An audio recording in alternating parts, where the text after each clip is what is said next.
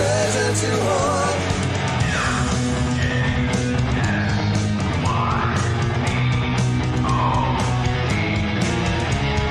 Michael and Jeremy steal your podcast.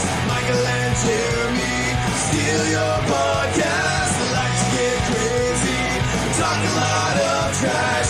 Michael and Jeremy steal your podcast.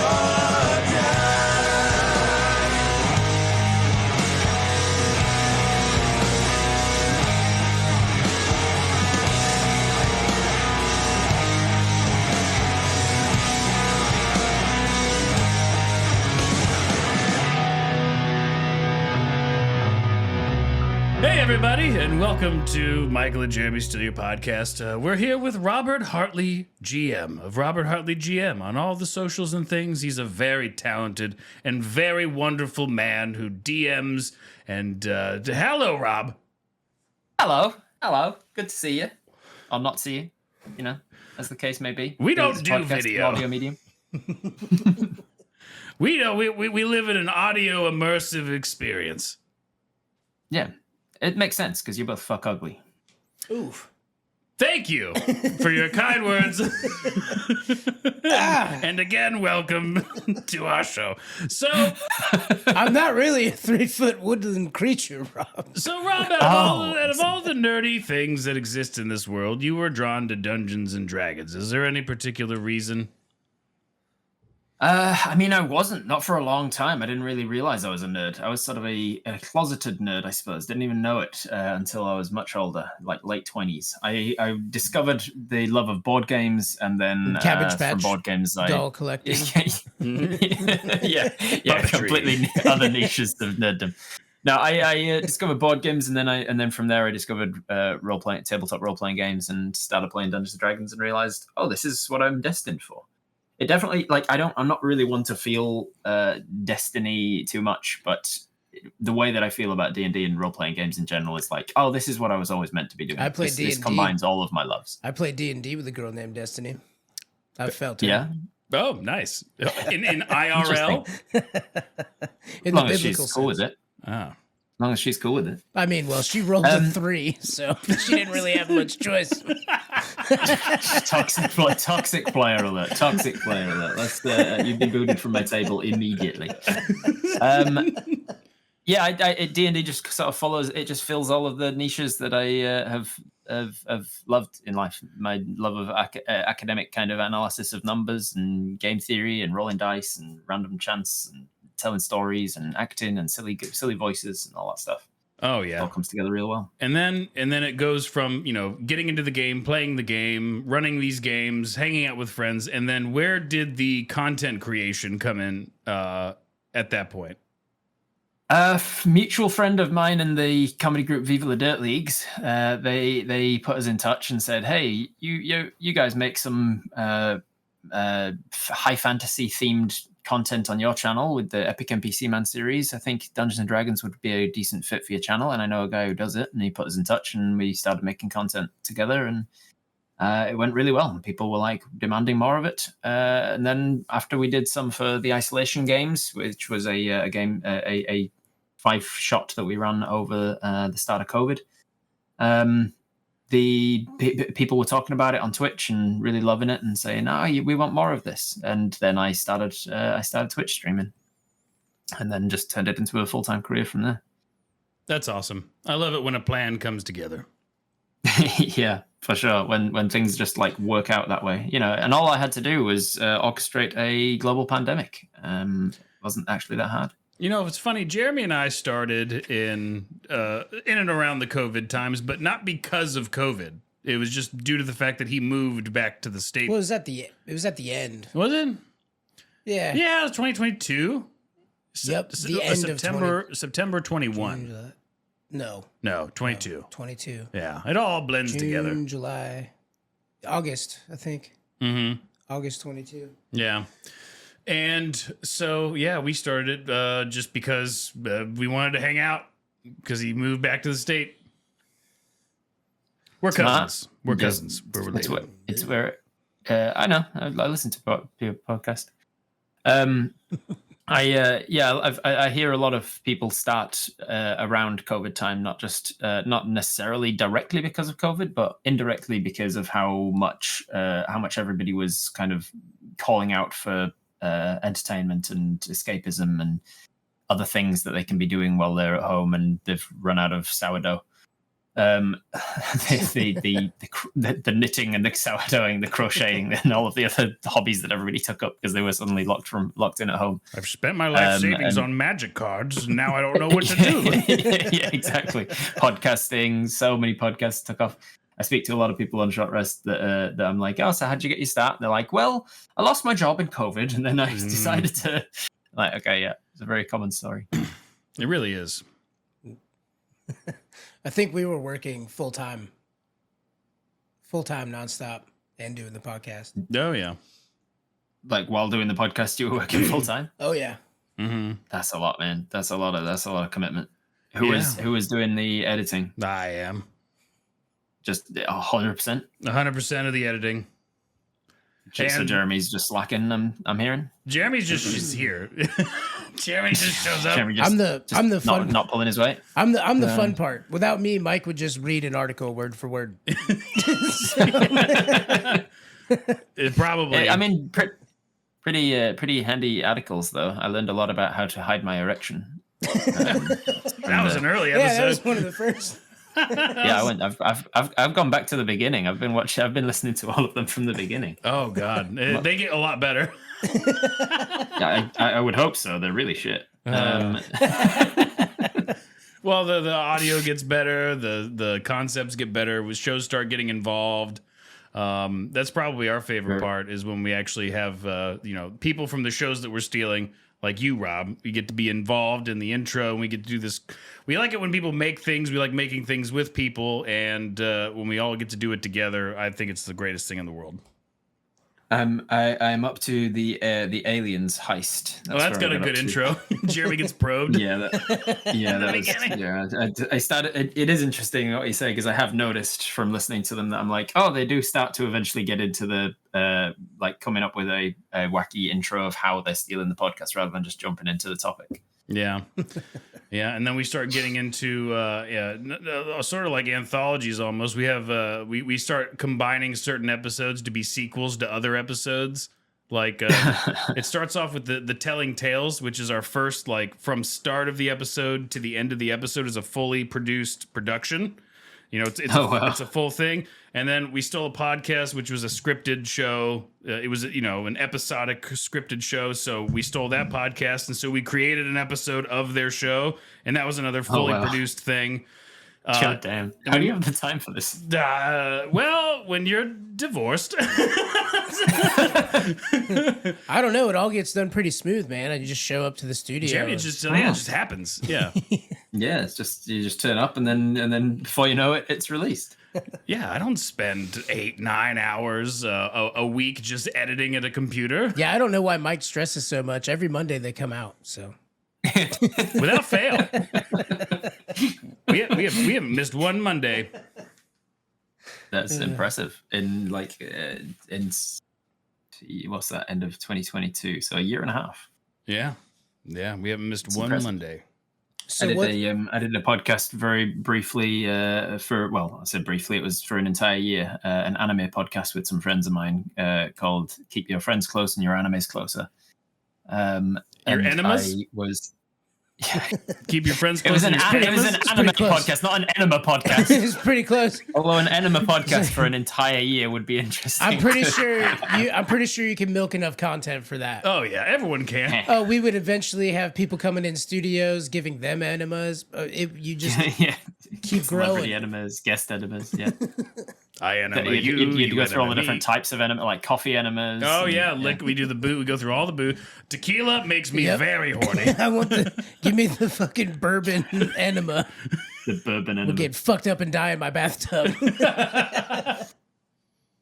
Feels like a good way to waste bourbon and die. Can we wait for the margarita to at least come to room temperature before we do this? It goes. No, it has to be chilled margaritas, and you still have to do the lime wedge. As well, The lime wedge, yeah. Except the salt lick. Salt lick. Salt lick. Except you do it with your hands still. You have to have a salted rim. Michael's giving butthole kisses to that glass. You do it with your hand still. You just lick salt off your hand and then get the enema and then stick a lime in your mouth. Yeah, it counts. It still counts.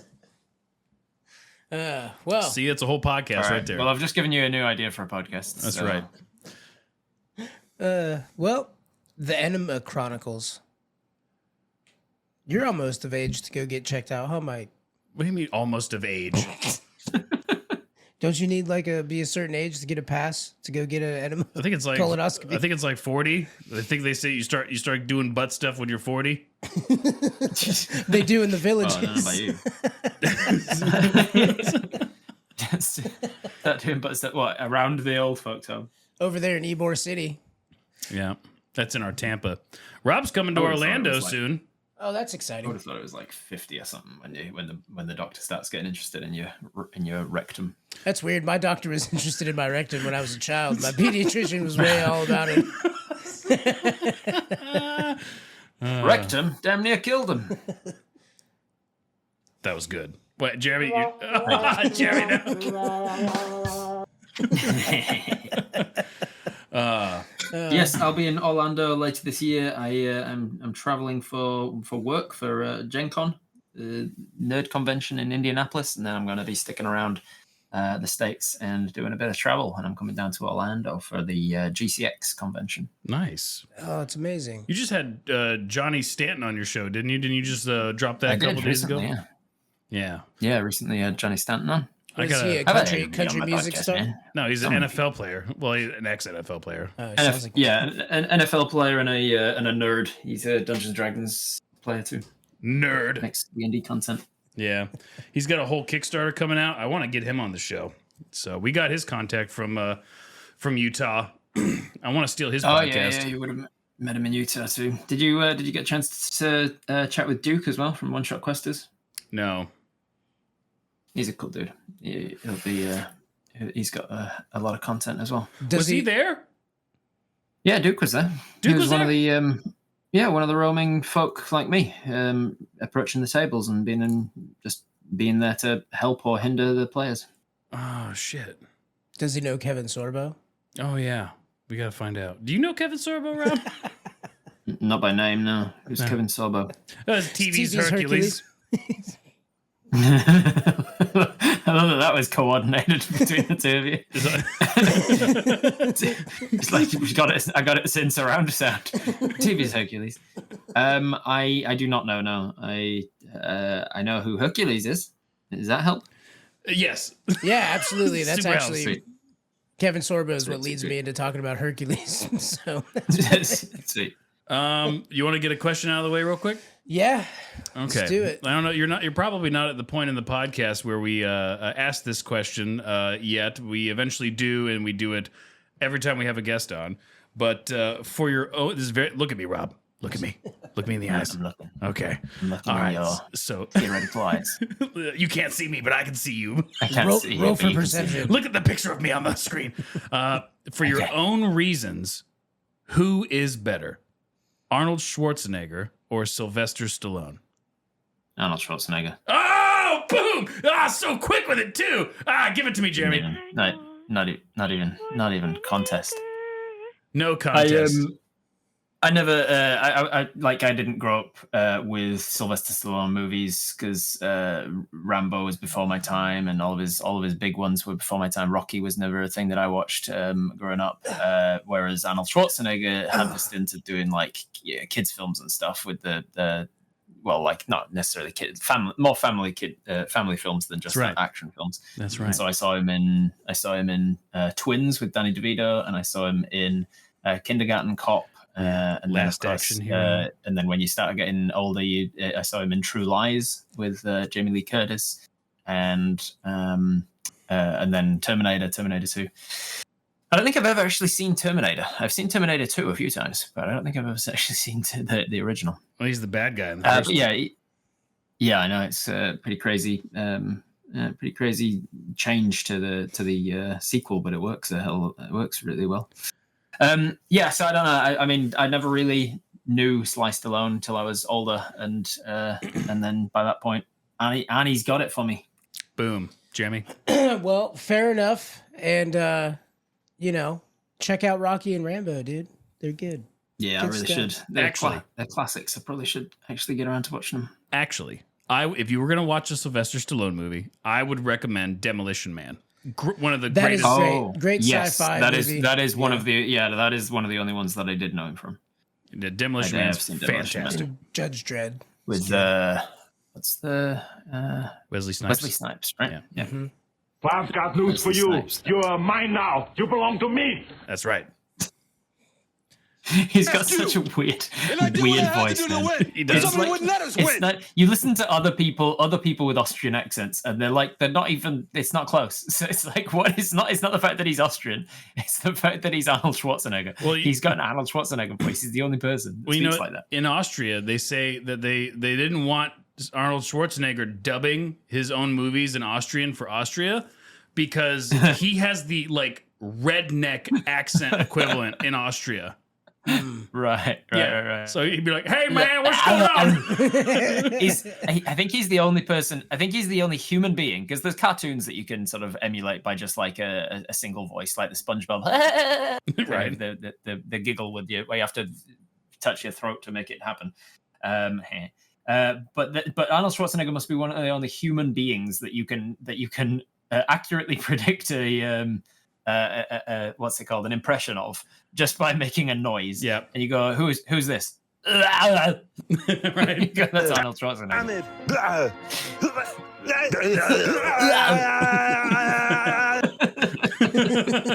Like that. So iconic. I sometimes wonder. I sometimes find myself daydreaming about the past, people, like how people become so iconic for the time that they're in, and then I think about how 100 years ago you couldn't do that and have anybody know who you're talking about because he didn't exist. Or 100 years from now, well, maybe he's still iconic enough in 100 years from now that it's still a thing. But we live in a time where it's I forget that the things that are so universally famous to me right now will not be in a very short amount of time, and they weren't a short amount of time ago. Yeah, it's like it blows my mind. Go walk around and ask how little of life. Ask a 15-year-old what their favorite Marlon Brando movie is. Superman. Right? Yeah, exactly. Superman. He's fat. Kal-El. He's just a fucking mess. Ask who Clark Gable is, and he was way before my time, but I'm aware of him. But he's not nearly as famous as he was at the time, and I just wonder, Brad Pitt's going to be Clark Gable one day. Oh yeah, that's going to be we're going to get to a point where people are like, oh, Brad Pitt, wasn't he a guy in the early movies or something? Wasn't he like a black and white movie star or something? And people just won't know. The parents or grandparents will show the movies to their kids, and they'll be like, "This is Fight Club." They'll be like, "Look how handsome." They'll be like, "Look how handsome he is." They'll be like, "Oh, he's so gross. He's such an ugly dude." They'll just be into a different type of guy. Yeah. Yep. Where's the hourglass, huh? Where's that muffin top, huh? He ain't got none of that. Looks like he's starving. Is this wishful thinking that we're going to go towards muffin top being the attractive things in guys? Yeah, we're going to go to Idiocracy real quick. It's going to happen. Ew, it's a man with a dick and balls. Gross. I like my men with pussies. So where do you stand on the Israel-Palestine conflict? Oh, okay, we went into that. I'm uninformed enough to not have an opinion other than stop fucking killing people. My opinion is stop fucking killing each other. Why are we still doing this in this day and age? Yeah, fair enough. It's such a fucking ancient biblical way of solving your problems, and it's horrendous. Killing innocents on either side is fucking horrendous, and genocide is generally a bad thing. That's my hot take. But yeah, Robert Hartley coming out on saying genocide's a bad thing. So I just think it's so fucking weird, the world that we live in, where you can put something out saying, "Hey, ceasefire, stop killing people," and then that still pisses people off, being like, "Oh yeah, well, what about this?" Yeah, I'm not saying either side of it. I'm just saying both sides should stop fucking killing people. And if one side is doing it more, then so be it. But I'm wise enough to know that if you listen to if you don't watch the news, you are uninformed. And if you do watch the news, you are misinformed. Because any news that you are watching, any site or source of your information is biased information. And so we are not getting both sides because the algorithms that we all are slaves to, just they know what sort of information we're more likely to click on. And so they send us that sort of information. And so you're not getting full information on anything. And it's not my job to. I make Dungeons and Dragons content for a living. I'm not a fucking what do you call it? Geopolitical activist or somebody who's spent my full life studying the very complex social structures of various different countries and how the histories of things. Like, it's not that's why we have experts who do these things for a living. Leave them to decide what is right and wrong for what's going on in particular areas, and not everybody has to have a fully informed opinion on everything. It would be funny That's my opinion. if they started doing actual biblical warfare and they were just releasing locusts on each other. Right. Yeah, they actually just they just painting spots on all the cattle. Right. Let's they have to put like blood marks on their doors and stuff. 4 bombs have been dropped, and here's a guy who's doing a D&D campaign where all the players are llamas. We know what you like. Yeah. Yeah, I think it's just kind of fucked that we're in a world where there's so many wars going on still, and statistically, we are actually at one of the most peaceful times in all of human history. Like, there are fewer people being killed every year than throughout history. It just doesn't seem that way because we get inundated with 24/7 news. I'm glad that we ended this with such a nice, lighthearted question from Jeremy. Thank you, Jeremy. Yeah, thanks, Jeremy. Now, Rob, where can people find you? How can they absorb your wonderful content? How can they get involved with you? How can they watch you? How can they support you? Well, you can find me as the dungeon master for a comedy group called Viva La Dirt League. We have an actual play D&D game that is only half-hour content every week, so it's nice and easy to keep up with, unlike a lot of other actual plays that are like 4 hours a week and you end up falling behind on. So it's half-hour content, and we focus on comedy and having a good time at the table together. We take what fun things happens at the table, and we film green screen cutaways of us actually acting those stuffs out as well, which is another little unique point of sale for us over actual plays. So Viva La Dirt League D&D, you can find that on YouTube. You can also find me doing my own content at Robert Hartley GM, HARTLEY. I'm a full-time professional Dungeons & Dragons content creator, and I stream on Twitch, I make YouTube videos, I have my own podcast, and so on and so on. Well, thank you so much for joining us, Rob, and thank you for my Schwarzenegger win. I very much appreciate it. 13-12. Yo, Adrian. Hey, I did it. Hey, who is your daddy and what does he do? It is funny thinking about Schwarzenegger was a redneck. Take that, Mr. Freeze. Chill out. Wait. I'm King Charles. Come on down to my lot. We got cars. Have fun. You like BMWs? So do I. It's my birthday. I'm in my 90s, probably. But it's 90s, or it's 90-year-old things that are on sale. He's just selling off a bunch of like rocking chairs and crochet. HIV medication, half off. You got herpes? Is HIV medication a 90-year-old thing in your mind? I heard they just fuck a lot in their old folk homes. So they do. Yeah, but I think it's like syphilis and gonorrhea, not like HIV. I don't know. Wasn't parts of Africa I don't think many people at one point? I don't think many people who had full-blown HIV and AIDS during the AIDS pandemic reached their 90s. Well, has Magic Johnson ever visited New Zealand old folks' homes? We can't. He's the reason he's called Magic. All right, Jeremy, I love you. I love you too, buddy. Love you, Rob. Bye. Peace. Michael and Jeremy steal your podcast. Michael and Jeremy